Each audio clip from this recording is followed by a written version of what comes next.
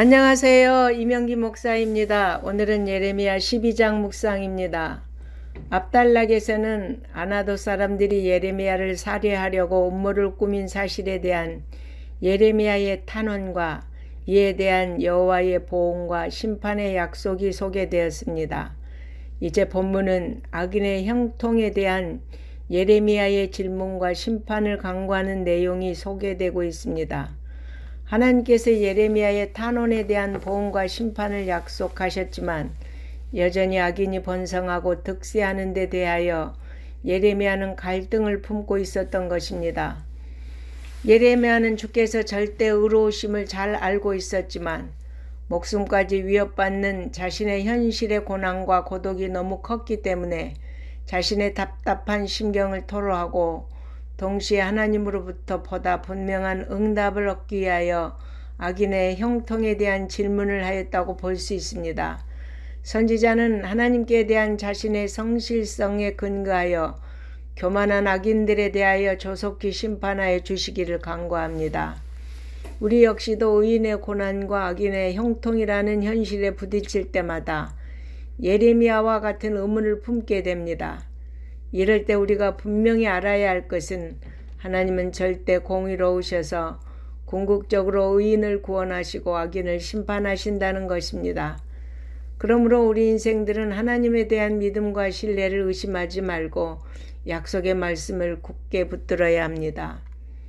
본문은 직접 화법을 사용하여 하나님께서 예레미야의 질문에 대하여 주시는 답변입니다. 지금 아나돗 사람들의 박해로 인하여 위축되어 있는 예레미야에게 추후에는 더 큰 고난이 있을 것이므로 이를 준비하며 분발할 것과 더불어 사람들을 믿지 말고 신중하게 선지자 사역을 감당할 것을 권면하십니다.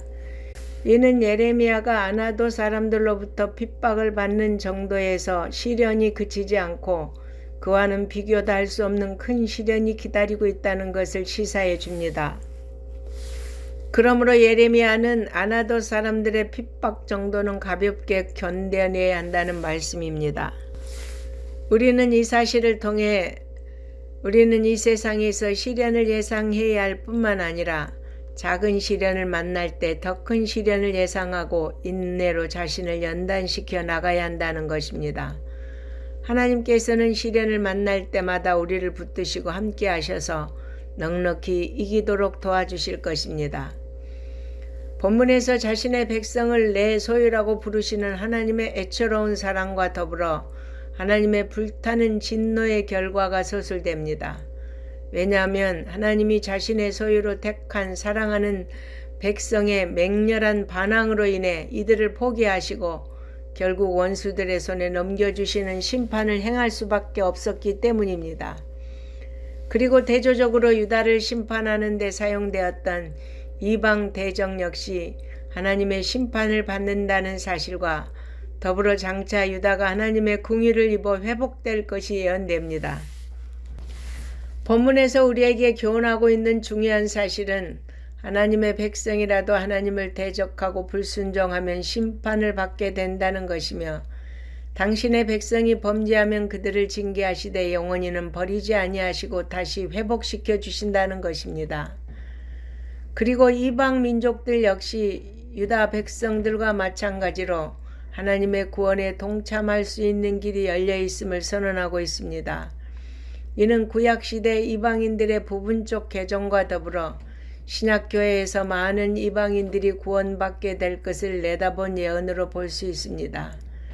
이는 하나님의 구원의 대상이 이스라엘에게만 국한되지 않고 만민을 그 대상으로 한다는 사실을 보여줍니다. 하나님을 대적하고 하나님의 백성들을 핍박한 자라도 회개하고 하나님을 섬기면 그들을 구원하시겠다는 것입니다. 참으로 하나님의 무한한 은혜와 자비를 보여주고 있습니다. 할렐루야! 아멘.